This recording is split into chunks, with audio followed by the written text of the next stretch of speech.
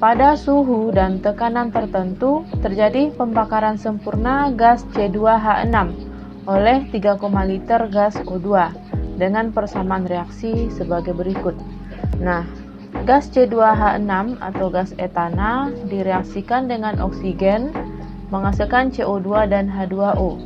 Reaksi ini belum setara. Volume gas CO2 yang dihasilkan adalah. Nah, sekarang kita jawab. Nah, teman-teman, di sini dikatakan ini adalah reaksi gas ya, di mana gas metana dibakar dengan gas oksigen. Nah, reaksi ini terjadi pada suhu dan tekanan tertentu. Nah, suhu dan tekanan pada reaksi ini selalu sama karena ini dalam reaksi yang sama. Nah, jika kita bicara gas dan suhu dan tekanan, ini berlaku atau berhubungan dengan hukum Gay-Lussac. Nah, hukum Gay-Lussac berbunyi, volume gas-gas yang bereaksi dan volume gas-gas hasil reaksi bila diukur pada suhu dan tekanan yang sama, maka volume itu berbandingan dengan bilangan bulat dan sederhana. Nah, jadi tadi volume itu dapat dibandingkan sebagai bilangan bulat dan sederhana, di mana perbandingan volume ini juga akan setara dengan perbandingan koefisien. Nah, jadi karena di sini kita perlu perbandingan koefisien, maka reaksi ini haruslah disetarakan. Kita tulis kembali. Nah, reaksi gas etana dengan oksigen menghasilkan karbon dioksida dan H2O adalah reaksi pembakaran sempurna.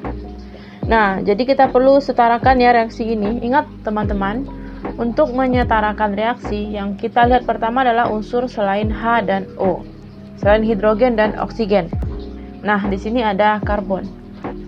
Nah, untuk reaksi yang setara adalah reaksi yang mana jumlah unsur di sebelah kiri reaksi itu sama dengan jumlah unsur yang setelah reaksi atau di sebelah kanan reaksi. Nah, jadi di sini kita lihat dulu untuk unsur karbon. Di sebelah kiri jumlahnya 2, sedangkan di kanan 1 karbon. Nah, agar setara berarti yang kecil akan kita kalikan, sehingga akan didapatlah angka yang sama. Nah, di kiri 2, di kanan 1. Nah, agar sama-sama 2 berarti 1 kita kalikan 2, jadi 2 CO2, sehingga koefisien di depannya adalah 2. Selanjutnya unsur hidrogen atau H, di kiri 6 buah, di kanan 2. Di kiri 6, di kanan 2 belum setara ya, di kanan lebih kecil, maka yang lebih kecil akan kita kalikan. 2 akan dikalikan dengan angka yang hasilnya 6, yaitu 3. 3 kali 2, 6. Jadi udah setara. Jadi koefisien H2O 3. Selanjutnya oksigen, di kiri ada 2, di kanan ada 2 kali 2, 4. 1 kali 3, 3. 4 tambah 3, 7. Sedangkan di kiri 2. Maka 2 ini akan kita kalikan dengan angka sehingga menghasilkan 7. 2 dikali 3,5 adalah 7, atau 3,5 dalam bentuk pecahan 7/2. Nah, ini adalah reaksi yang sudah setara. Ingat teman-teman, tadi katanya apa? Perbandingan koefisien ini koefisien ya yang di depan ini, itu sama dengan perbandingan volume untuk Gay-Lussac, yang mana perbandingannya itu harus bilangan bulat dan sederhana. Sedangkan di sini ada pecahan. Nah, agar menjadi bilangan bulat dan sederhana, maka kita akan hilangkan pecahan ini dengan cara dikalikan semua koefisien reaksi dengan 2. Agar 7/2 dikali 2 menjadi 7. Nah, setelah dikalikan didapatlah koefisien C2H6 2, 7/2 kali 2 7, 2 kali 2 4, 3 kali 2 6. Inilah reaksi yang setara. Nah, sekarang baru kita jawab ya, yang ditanya adalah volume CO2. Yang diketahui volume O2 sebesar 3, liter. Nah, jadi sehingga karena perbandingan volume setara perbandingan koefisien, maka untuk menghitung volume CO2 yang ditanya digunakanlah rumus perbandingan dengan oksigen. Kenapa oksigen? Karena volume oksigen sudah diketahui, yaitu sebesar 3,5. Nah, kita bandingkan tadi perbandingan volume sama dengan perbandingan koefisien. Berarti volume CO2 yang ditanya dibandingkan dengan volume yang diketahui, oksigen, sama dengan koefisien yang ditanya, CO2 dibanding koefisien oksigen yang diketahui. Nah, kita masukkan angkanya, volume CO2 yang ditanya, berarti yang ditanya kita tulis kembali volume CO2. Volume U2 diketahui 3,5, koefisien CO2 4, sedangkan koefisien O2 7. Nah, jadi volume CO2 dibanding 3, liter sama dengan 4/7. Nah, karena kita menginginkan nilai volume CO2, sehingga 3,5 ini akan kita pindah ruaskan atau pindahkan ke depan. Nah, ingat teman-teman, kalau jika kita pindah ruaskan menjadi kali, maka menjadi volume CO2 sama dengan 4/7, 3,5 pindah ruas menjadi kali 3,5. Dari perhitungan didapatlah volume untuk CO2 sebesar 2 liter. Pada suhu dan tekanan tertentu, gas N2 atau gas nitrogen direaksikan dengan gas H2 atau hidrogen, membentuk gas NH3 atau gas amonia. Nah, jika gas H2 atau hidrogen yang dihasilkan sebanyak 7,5 kali 10 pangkat 23 molekul, berapakah jumlah molekul NH3 yang terbentuk? Jadi yang ditanya berapa NH3 yang terbentuk. Nah, teman-teman, materi ini terkait dengan hukum Avogadro. Karena di sini kata kuncinya adalah jumlah molekul. Nah, jadi jumlah molekul itu berhubungan dengan hukum Avogadro. Nah, di mana hukum ini berbunyi, pada suhu dan tekanan yang sama, gas-gas yang volumenya sama mengandung jumlah molekul yang sama. Nah, jadi di sini karena dikatakan di sini suhu dan tekanan tertentu, gas N2, H2, NH3. Berarti ketiga gas ini berada pada suhu dan tekanan yang sama. Nah, jika dia berada pada suhu dan tekanan yang sama, maka volumenya itu juga mengandung jumlah molekul yang sama jika volumenya sama. Sehingga dapat disimpulkan bahwa volume itu akan setara dengan jumlah molekul. Ingat teman-teman, kalau berdasarkan hukum Gay-Lussac, dikatakan volume itu setara dengan jumlah koefisien. Sehingga ini dapat disimpulkan bahwa jumlah molekul akan setara dengan jumlah koefisien. Ya, karena di soal ini tidak diketahui nilai volume dari masing-masing gas, maka untuk menentukan jumlah molekul kita akan lihat dari koefisien. Nah, jadi untuk menentukan jumlah molekul ini, maka kita perlu tentukan koefisien dari molekul-molekul yang bereaksi, yaitu N2 dengan H2 yang menghasilkan NH3. Dari mana kita tahu? Yaitu dari reaksi yang udah setara, yang sudah kita setarakan. Nah, oleh karena itu kita perlu membuat persamaan reaksinya. Di sini gas nitrogen dengan gas hidrogen bereaksi menghasilkan gas amonia atau NH3. Nah, apakah ini sudah setara? Belum ya, karena di sebelah kiri ada 2 nitrogen, di sebelah kanan baru 1. Nah, agar setara, nitrogen kita kalikan 2, jadi dapatlah 2 nitrogen, udah sama. Nah, di sini ada 3 hidrogen, dikali 2 jadinya 6 di sebelah kiri, totalnya hidrogen 3 kali 2, 6. Di sebelah kanan baru 2. Nah, agar setara 2 kita kalikan 3. Jadi 6, 3 kali 2, 6, 2 kali 3 juga 6.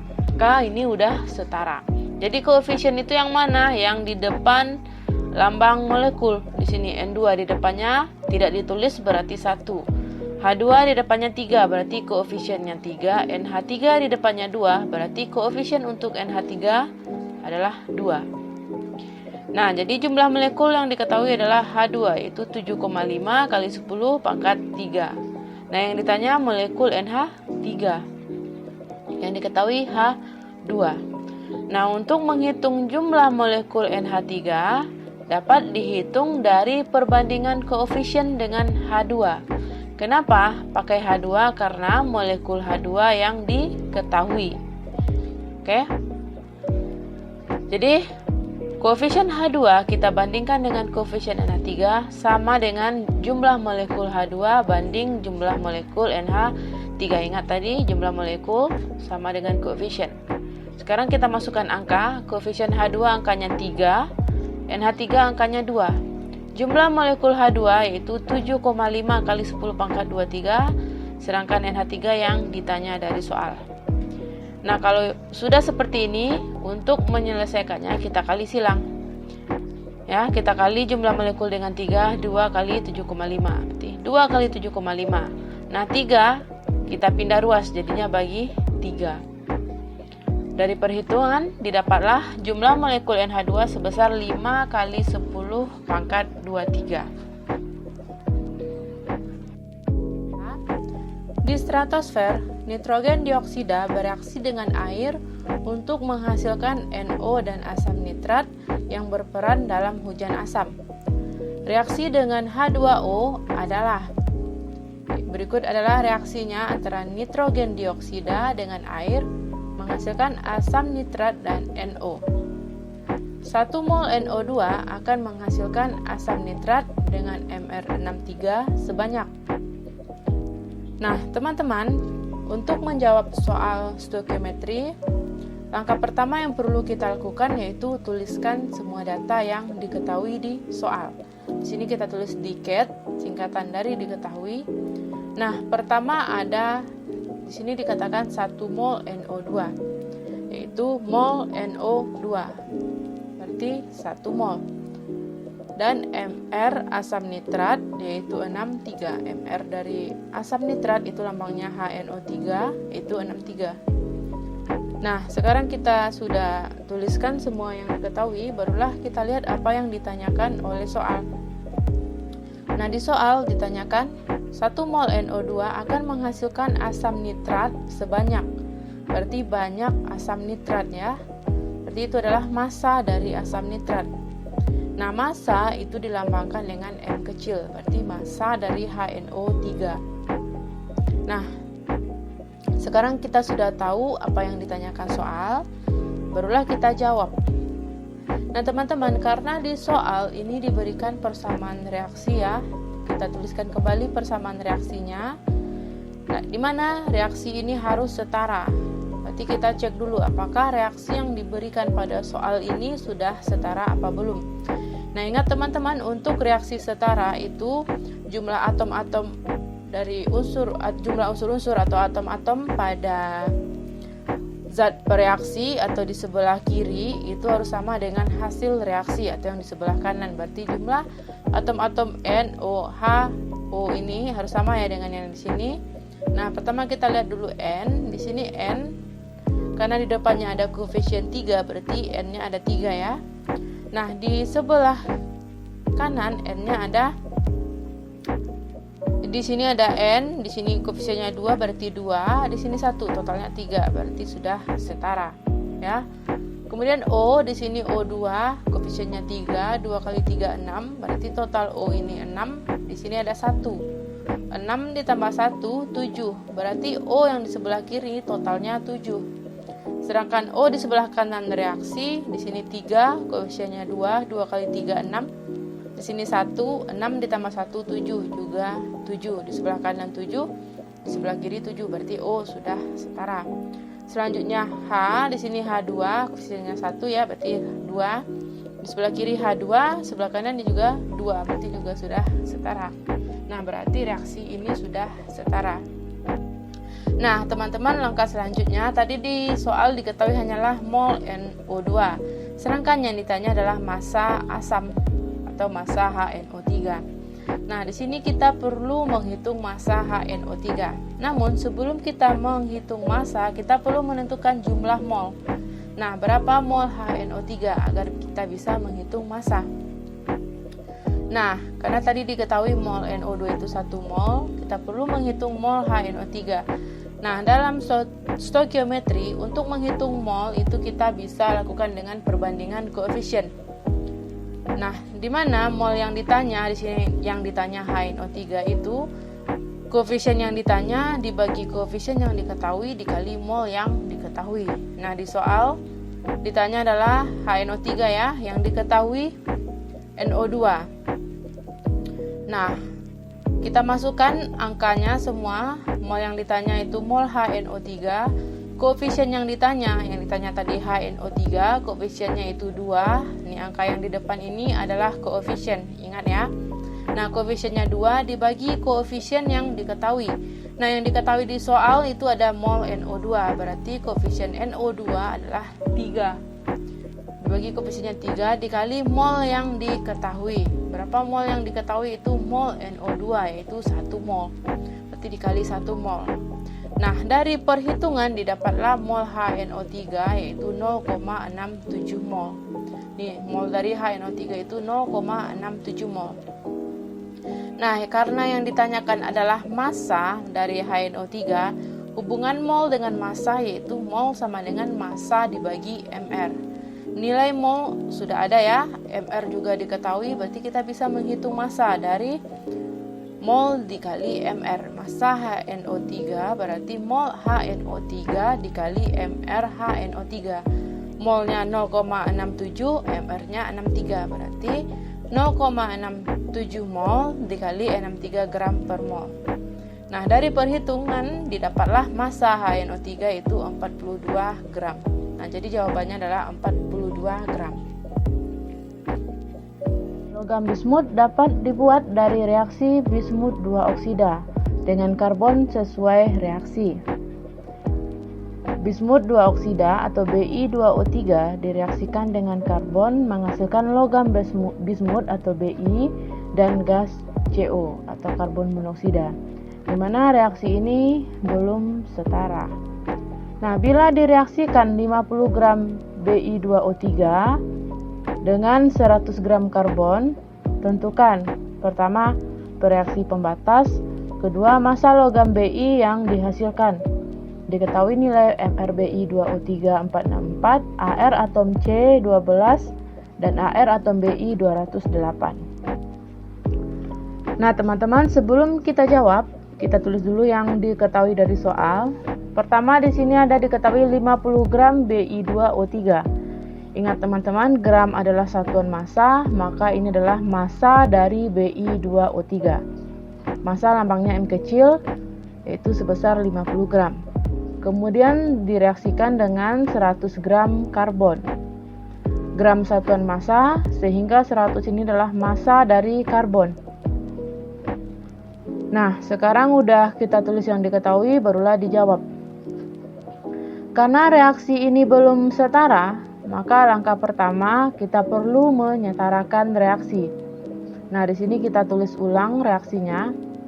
Ingat teman-teman, reaksi yang setara itu jika unsur yang di sebelah kiri reaksi atau yang sebelum bereaksi sama dengan unsur-unsur yang jumlah unsur-unsur di sebelah kanan atau setelah bereaksi. Nah, untuk langkah penyetaraan kita setarakanlah dahulu unsur-unsur selain O dan H. Di sini hanya ada O ya, berarti kita akan setarakan selain O. Yaitu di sini ada logam Bi, bismut. Di sebelah kiri reaksi, Bi ada 2 buah, sedangkan di sebelah kanan 1. Nah, agar setara yang di sebelah kanan kita kalikan 2. Sehingga 2 ini menjadi koefisiennya. Selanjutnya untuk karbon di sebelah kiri 1, di sebelah kanan 1, udah sama. Oksigen di kiri 3, di kanan 1. Nah, agar setara yang di kanan kita kalikan 3. Nah, karena pengkalian 3 ini untuk CO, sehingga C juga menjadi 3. Maka yang di kiri tadi 1 akan dikalikan 3, agar sama-sama 3.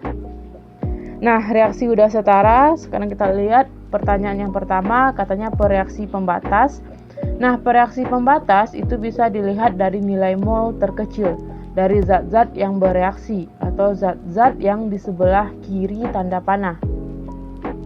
Nah, makanya kita perlu menghitung nilai mol Bi2O3 dan C agar kita tahu mana yang paling kecil nilai molnya sehingga kita bisa menentukan pereaksi pembatas. Nah, untuk menghitung mol itu rumusnya massa dibagi MR. Pertama kita hitung mol dari Bi2O3, massa diketahui 50, MR diketahui 464. Sekarang kita masukkan nilainya 50 bagi 464, didapatlah mol Bi2O3 0,1. Selanjutnya mol karbon atau C, berarti massa dibagi MR karbon, massa 100, karena ini unsur berarti AR atau atom relatif sebesar 2. 100 dibagi 2 didapat molnya 8,3. Nah, sekarang kita perlu menentukan reaksi pembatas. Karena di sini koefisiennya berbeda ya, Bi2O3 koefisiennya 1, C3, maka kita bagikan mol dengan koefisien dulu. Berarti mol 8,3 ini maksudnya untuk 3C, sedangkan yang kita perlu lihat untuk 1 aja. Maka kita bagi Bi2O3 karena 1, berarti 0,1 bagi 1, yaitu 0,1 tetap. Kemudian untuk C, berarti mol dibagi koefisien 8,3 dibagi 3, didapat sebesar 2,76. Nah, antara mol Bi2O3 dengan C, yang paling kecil adalah 0,1. Sehingga reaksi pembatasnya adalah Bi2O3. Nah, teman-teman, selanjutnya yang B lagi ya, massa logam Bi. Nah, karena Bi2O3 ini bereaksi pembatas, maka Bi23 ini akan habis bereaksi, atau untuk maksudnya mol yang terbentuk pada zat hasil reaksi ini dibandingkan dengan mol bereaksi pembatas, karena dia mol terkecil yang habis bereaksi. Maka karena untuk ditanya di sini massa ya, berarti sebelum menghitung massa kita perlukan mol. Berarti untuk menghitung mol Bi itu akan dibandingkan dengan mol terkecil atau bereaksi pembatas, yaitu Bi2O3. Nah, dengan rumus mol yang ditanya itu sama dengan koefisien yang ditanya dibagi dengan koefisien yang diketahui dikali mol yang diketahui. Di sini yang ditanya adalah Bi karena kita perlu mol Bi untuk menghitung massa, dan yang diketahui itu di sini Bi2O3 sebagai bereaksi pembatas. Nah, berarti mol Bi sama dengan koefisien yang ditanya. Berarti koefisien yang ditanya Bi yaitu 2 dibagi koefisien yang diketahui yaitu Bi2O3, koefisiennya yang depan 1, dikali mol yang diketahui. Mol Bi2O3 adalah 0,1. Nah, dari perhitungan didapatlah mol Bi sebesar 0,2. Mol Bi sudah ada, kita bisa menghitung massa dari rumus mol sama dengan massa per mR, sehingga jika yang ditanya massa, maka mR akan pindah ke depan menjadi dikali, karena ini bagi menjadi kali. Massa akan sama dengan mol dikali AR. Karena Bi adalah atom, maka AR. Nah, mol Bi 0,2, AR Bi 208, berarti 0,2 kali 208, dapatlah massa Bi sebesar 41,6 gram.